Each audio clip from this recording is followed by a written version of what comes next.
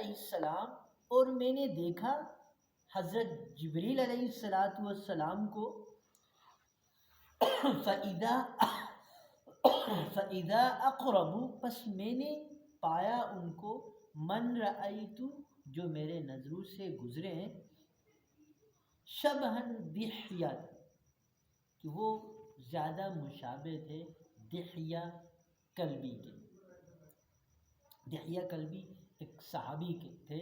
تو حضرت جبریل علیہ السلام کے بارے میں آتا ہے کہ حدیثوں میں کہ جب بھی وہ حضور صلی اللہ علیہ وسلم کے پاس وحی لے کر آتے تو اکثر دحیہ کلبی رضی اللہ تعالیٰ عنہ کی شکل میں آتے تھے وحی لے کر.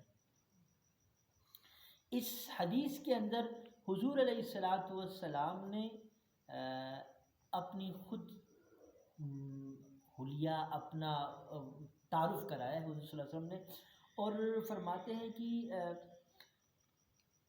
حضور علیہ السلام فرماتے ہیں کہ مجھے انبیاء علیہ السلام کو دکھلایا گیا.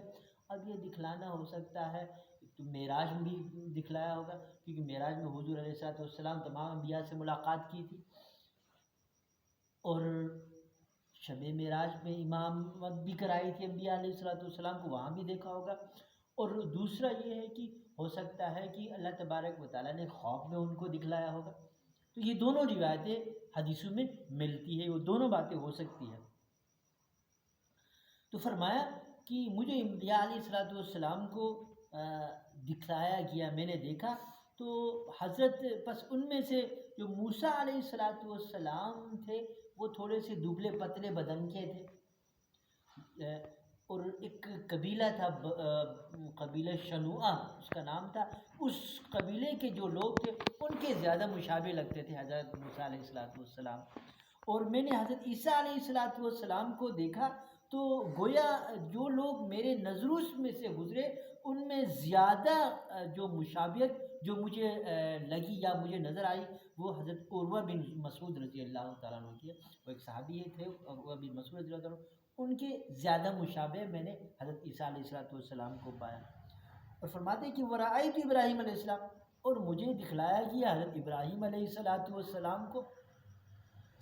تو بس میں نے ان کو دیکھ کے مجھے ایسا لگا کہ ان کے سب سے زیادہ مشابہ جو مجھے سمجھ آیا وہ میں خود ہوں.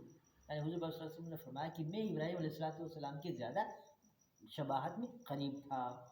اور فرمایا حضرت جبریل علیہ السلام کے بارے میں کہ جب میں نے ان کو دیکھا تو میں مشابہ سب سے زیادہ ان کو پایا جیسے کہ حضرت دحیہ بن کلبی رضی اللہ تعالی عنہ ہے. فائدہ میں لکھتے ہیں کہ یہ حضور اقدس صلی اللہ علیہ وآلہ وسلم کا انبیاء علیہ السلام کو دیکھنا یا شب معراج میں ہوا ہے یا خواب کی حالت میں ہوا ہے. بخاری شریف میں دونوں طرح کی روایتیں ہیں اور اس اختلاف میں کوئی اشکال نہیں ہے، اس لیے ہو سکتا ہے کہ دونوں مرتبہ دیکھا ہو. نیز حضرت موسیٰ علیہ السلام کے ذکر میں حلقے بدن کا ترجمہ اپنے نزدیک راجح قول پر کیا، ورنہ بعض علماء نے اس کے ترجمے میں اور بھی اقوال فرمائے ہیں یا اس لفظ کے اور بھی ترجمے اور شراح نے کیے ہیں. ان تین انبیاء علیہ السلام کا ذکر اس لیے فرمایا کہ حضرت موسیٰ علیہ اور حضرت عیسیٰ علیہ السلام بنی اسرائیل کے انبیاء میں تھے، اور حضرت ابراہیم علیہ السلام اس کے علاوہ انبیاء کے علاوہ بھی حضور صلی اللہ علیہ وآلہ وسلم کے اجداد میں سے تھے. حضور السلام حضرت ابراہیم علیہ السلام کے اولاد میں آتے نا.